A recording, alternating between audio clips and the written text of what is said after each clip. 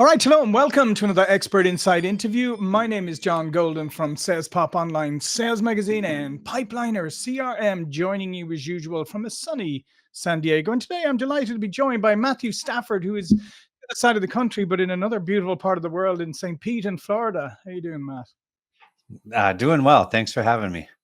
Yeah. And Matthew has been entrepreneurial and successfully building several businesses across various industries, including concrete, brick mortar locations, POD, software-based ventures, managing partner of Build, Grow, Scale, and equity owner of some in-house e-commerce brands. He has knowledge and expertise enable him to mentor thousands of store owners through paid e-commerce groups and live events.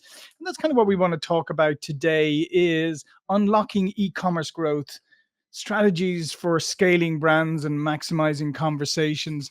So I guess first thing, Matthew, it would seem on the surface, right? The barrier to entry for e-commerce is much lower than it has ever been, and it's easy to spin up a brand, and launch yourself out there. But with so much noise and with so many people trying to do this, how do you number one set up your brand properly? But how do you scale a brand when there's so much noise? That's a great question. I would say if you're just getting started, what I've noticed inside of our communities, the people that do well or get traction already have a community built around their product or their store. And they've nurtured that. And that gives them the ability to invite people to the community, which then creates more sales. Mm. When it's just a sales conversation, it seems to be a little more difficult to get traction. Um, we obviously have a lot of different strategies and things that I'll share. I'll even share some really Mhm. good universal truths that will help anybody that has does any type of selling online to improve it very quickly. In fact, I'll start right off. We'll give everybody a nugget right from the very beginning. Um, the very first thing we do when we partner with someone is on the thank you page after someone orders, we put a little pop up window and it asks this question: what was the one thing that almost made you not buy? Oh wow. That's a yeah, that's great. Yeah, that's so kind of counterintuitive because you're used to kind of getting, when you buy, you're kind of used to getting pop-ups that say, "Oh, here, you want to buy this for 50% off? Maybe buy this extra thing." And before you even get the thank you, they've bombarded you with 50 different offers. Yeah, and so by us asking that, they've just given us money, and so they wanna help support us, and by Mhm. asking that, "What's the one thing that almost made you not buy?" They'll tell you what part was hard to understand or where on the website was difficult to navigate or where there was friction, and we take those answers and we go back and we fix the customer journey based off of real time, someone who just used the site many times as a first time user. Mhm. And so by doing that, I will tell you, we've probably come up with 6 of our 10 largest winners Wow. um, in the history of our company from those questions and those people telling us stuff about the website that once we went and fixed it, resulted in millions of dollars for our clients. Yeah, because it's a great. I mean, that's such a great way of also building trust, isn't it? Because you're saying, you gave your money, but like I want really want to learn from you. I value your experience, and let's face it, especially if you just bought something. Most times, people are in a good mood, and they want to, Yeah, they just got and their they're dopamine rush. yeah, and and they want to be helpful. They want to help you, but they're and like I said, because oftentimes they're used to, or else you get something like suddenly just pops up like on a scale of 1 to 10, would you recommend us to someone else? And you're like, I don't know. All of that is so this is another you brought up a very good point, and I think everyone listening should actually understand the weight of that question. If your entire response is, "Hey, this is all about me," Hmm. they don't feel appreciated, and you've actually you'll get rid of that dopamine hit that they had Mhm. that made them feel good. So for us, we know that up front. Why not ask a question that involves them, asks them for their opinion, their feedback? And when they do that, they don't just feel like they're a customer anymore. Now they feel like they're contributing to your success. So we have found um, that and what we call a post purchase customer survey, where we offer them money to give us insights about our website, Mhm. has actually turned into a profit center. Not, Right. we thought we were spending money to buy data, and the people are so appreciative that you're asking them for their opinion. They feel involved, and now they have a vested interest in your Mhm. business succeeding. And I will tell you that, like you brought out right in the very beginning of the podcast, how do you stand out in this noise? Mhm. One way is to make the customer feel like they are part of your community. And one way to do that is for asking them for their feedback and then genuinely listening to it. Yeah, because it's an amazing thing. Because later on, let's face it, later on, if I give you some feedback about maybe there was one thing that was a little, there was a little friction, and I come back to purchase next time and I see that you fixed that, right? Maybe you got that feedback from 1,000 other people, but it doesn't matter. In my mind, you fixed that because I told you. Yep. And now 100%. I feel it, I feel invested. And it's funny because I think that's something that people often overlook.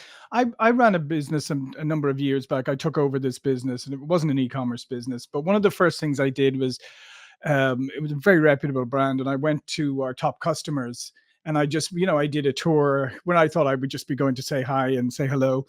But I asked them, oh yeah, so give me any feedback. And one of the things they said is, we love your products, but you're really hard to do business with. And that was mind blowing for me. I mean, the fact that they said, we love your products, and but you're really hard to do business with.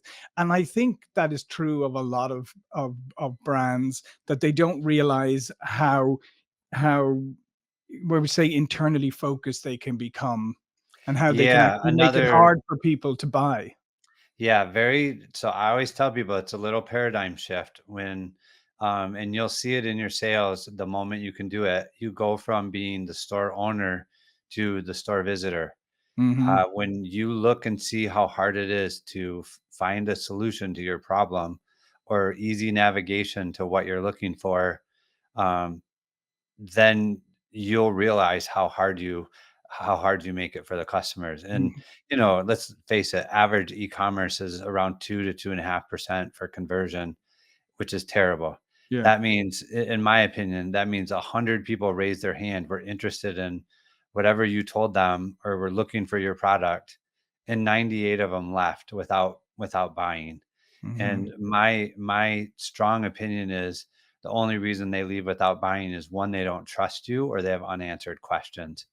And so both of those are things that you can solve. I think a FAQ is a lazy person's way of not actually fixing the customer journey. They just go, "Oh, all these people keep asking these questions." Well, if all those people are asking those questions, that means you're not answering it on your website, or Yeah. they wouldn't be asking it. And Yeah. so go fix that. Don't make a business problem the customer's problem. Yeah, no, I love that. No, that's a great observation. I love that. Yeah, the FAQs is, so here you are, a prospective customer. Let me give you some homework to Yeah. do, Yeah. rather than Because, I yeah, do because the. I can't make my site answer those questions for you in a clear, concise manner. Yeah, and I think the trust, as we said, that the trust building is so important, particularly because obviously in e-commerce, as we said, there's a lot of noise. People are very suspicious. There's a lot of scams and stuff out there. So Almost everybody's been ripped off at this point. Almost yeah, everybody. yeah, yeah. So how do you? What are some other ways that you can build trust in your brand? One, like you said, if they know that it's customer focused, most of the scams are too good to be true. And so again, the community also helps negate that. I really believe that almost all e-commerce in the future will be built around communities, and because it's getting so expensive to buy Mhm. traffic, Right. That only works, in certain business models because of the cost of it. Mhm. And so it's really going to be the know, like, and trust, and you're going to get that through a community. And then whenever people invite people to community, you have basically a warm invitation, which Mhm. nobody wants to be the first one.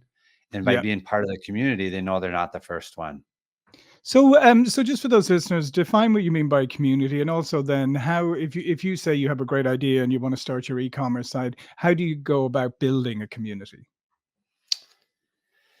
Well, I'm not the community builder. Mhm. I witness a lot of our store owners that do that. Like, I'm much better with the UX UI, Sure. but I can tell you that the human characteristics of connection, vulnerability, and transparency. I will say that the ones that have those thriving communities, I witnessed that in the owners, and so they are very transparent. They talk about not just about all the amazing things, but they also talk about the flaws, and that makes them relatable. Because when Mhm. all they do is talk about wins or how amazing their life is, nobody else can relate to that. Yeah, because let's face it. I mean, like, most things are commoditized nowadays. So if you want to differentiate, you have to differentiate by the experience. And as you said, I mean, the community is one part. The experience you have when interacting with the e-commerce site, or however you interact with it, is another fundamental part. Yeah, I tell people flat out, information is a commodity. Hmm. You can like we have so many tools now that can do deep research and get information. Everybody has access to that, but they don't. What you can't commoditize is the community that surrounds the like-minded people that feel and agree with you. Hmm. And then, as I said again, I mean, because people are always trying to come up with new ideas and new ways of doing things, and whatever. What are some of the tried and trusted strategies that that work? Because I think people just get overwhelmed a lot of the time. Yeah, I will say, also e-commerce is because it's evolving. I would say we're like in the third, fourth inning of the of where we are gonna be. I think that it requires a professional approach to compete with the other people in the brand, in the space that you're going to go Mhm. after. It really requires that you bring your A game because there's a lot of people that are just creating noise, and if anything, that hurts the market. But the people who are showing up time after time after time, in fact, I mean, I think we're coming out of a really difficult time, and I really believe that the ones who are here now um, are going to see fruits for their effort going through the last 2 years. Yeah. What about the last 2 years has been difficult for a lot of people? I think the ads and the economy and inflation, and obviously, Mhm. United States is a huge market, and with the financial issues that we were going through, people just were hanging on to their money. So it took Yeah. more. It took a better job of conveying your message in order to get to people to trust you Mhm. enough to spend their money with you. Yeah, yeah. And what do you see? What are some of the things you see coming in the future? What do you see the nearest evolution? Maybe we're heading to, you said we're in the fourth inning. What is crossing into the fifth look like? Yeah. So, and I'm very excited about it. We're spending a lot of time and effort on it. I believe that the store owner will now have access to tools that they used to have to pay agencies Hmm. to do. They can have a couple of people on their team that use these tools and actually do a better job than what whole teams of people could do in the past. Whether it be creatives, uh, I mean, you don't even need to do photo shoots anymore. They're just like, it's ridiculous.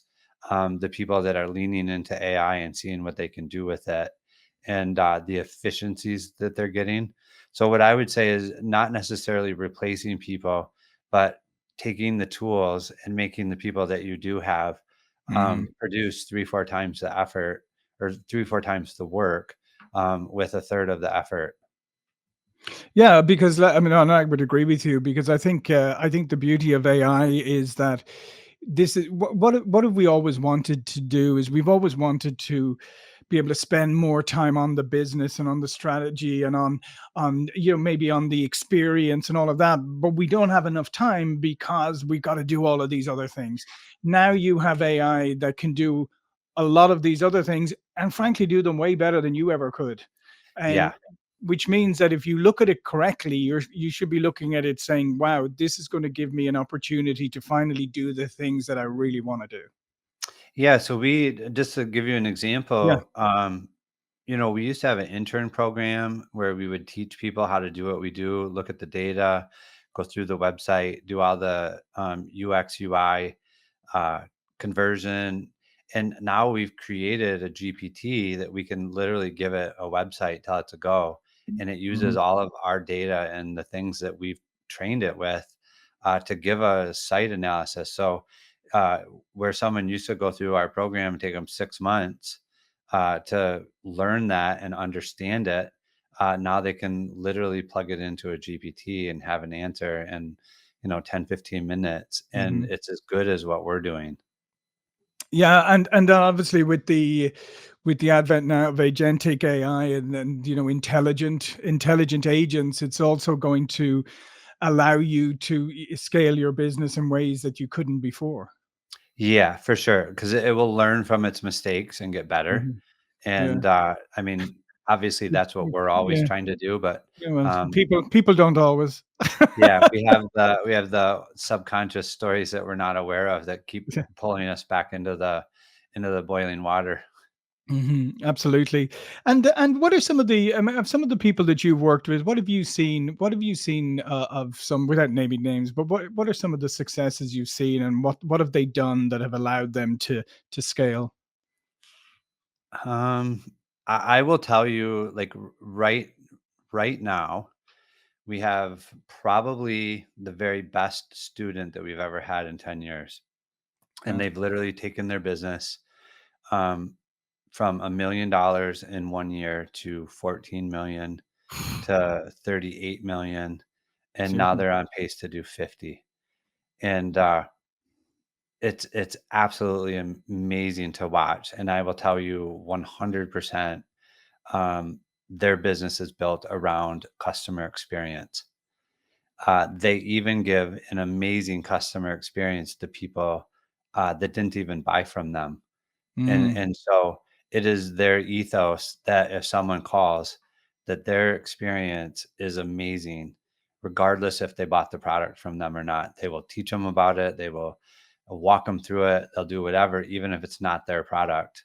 Uh, and that has just built, um, obviously, it's built a $50 million a year business, which is insane. that's Um, insane. and their profit margins are extremely healthy, like in the 30% range, a little higher than 30%. So that is 100% built around customer service, and they charge about 20 to 30% more than their competitors. Yeah. But people are willing to pay it for the simple fact of they know that no matter what, that they're going to be happy. Yeah, and it's funny, isn't it? Because I mean, that's such a. I mean, people love to talk about as I would say, love to have bumper stickers on their websites. We're customer centric, or we love customers, but that's Yeah. not your experience when you deal with them. And it's almost like what you're talking about there. It's almost going back to the original Nordstrom model. You remember where, Yeah. They would take somebody. returns even if it wasn't theirs. Yeah, yeah, about that famous one story about the person who came in with the car tire to return it, and they gave them the return even though they don't sell car tires. Yeah. But that whole concept of and my wife worked there at one stage, and she said every day before they opened, they would read out comments from the day before from customers, like good and bad and stuff, and say how could we do better today. And it seems like what you're talking about is somebody is taking a very you know an original what great idea of how where let's be customers focused, brought it into e-commerce and actually showed that that's at the end of the day what people want. They want to be treated well. Yeah. Yeah. And they want to know that if something happens, that they can get it handled. Yeah. The majority of people selling stuff online don't want to talk to people. No. Like they really like make it difficult. And I will tell you, this particular student or client was at one of our workshops, and he had built it when he first started. He was doing less than 10 grand a month. And I Mhm. did a couple calls with him. We restructured some things on his site, started making 10 grand a month, came to a workshop. At that point, he was probably around 40 or $50,000 a month. And he says, "Man, I've done everything. I think this is the limit for this business." And I said, "Wow, um, do you guys get like people emailing in like customer service?" He goes, "Yeah." And I said, "How many of those people have you talked to?" He goes, "Oh, we don't talk to them. We just Mhm. like email them back." I said, "Okay. So for what I want you to do is go out, leave the workshop. I want you to call back 5 of those people that have just emailed you questions and talk to them." And he came back in about 45 minutes later, and he had sold 4 of the 5 people that he called. And his product is about 22,000 to $2,300. And Mm. so he had literally made 10 grand in 45 minutes. I said, "There, I think you know what your next avenue is." And that's where his business took off, from the $40,000 a month to ended up hitting a million in the end of it took him 13 months to hit a million. His second million came in, I want to say it was, yeah, the second million came in about 90 days after that. And then um, we got it to the point where it was a million a month. He ended up closing that year at 13 million, Wow. and 36.8, and now 50. So That's just incredible. And it just goes back to at the end of the day, and I think one of the big takeaways from today for anybody listening or watching is we all know this to be true, but we ignore it. Is it's humans who are buying from you at the end of the day. And if you treat them like humans and you treat them how you would like to be treated, well, look at the sky's the limit. But if you just start treating them as transactions and you use technology and hide behind that, then yeah, you're not going to get very far. yeah, and I will say, oh boy, I just lost what I was going to say. Oh, I it's can't okay. Well, remember. Yeah, yeah, it's all right. Well, we're out of time anyway, so we hold that till maybe you'll come back with that thought another time. yeah, that'd be great. Yeah. Well, listen, all of Matthew's information will be below this video. But before we go, please do tell people a little bit more about you and what you do. Yeah, so Build, Grow, Scale, we literally help e-commerce store owners increase their conversions so that they're making more money from the same amount of traffic. I don't believe that traffic is your problem. What I tell people is if you're converting at 2 or 3%, that means for every 100 people that came to your store, 97 left. Instead of trying to pay for 100 more people to come, let's figure out 3 more of those 97 that left and double your business on the same amount of spend. And then you can scale profitably. Yeah, fantastic. As I said, all the information will be below this video. So I would encourage you to go check it out if you're in the e-commerce business or if you're thinking of starting an e-commerce business. All right. Thanks again, Matthew. Thank you for watching and listening. I will see you all again very soon. Thank you.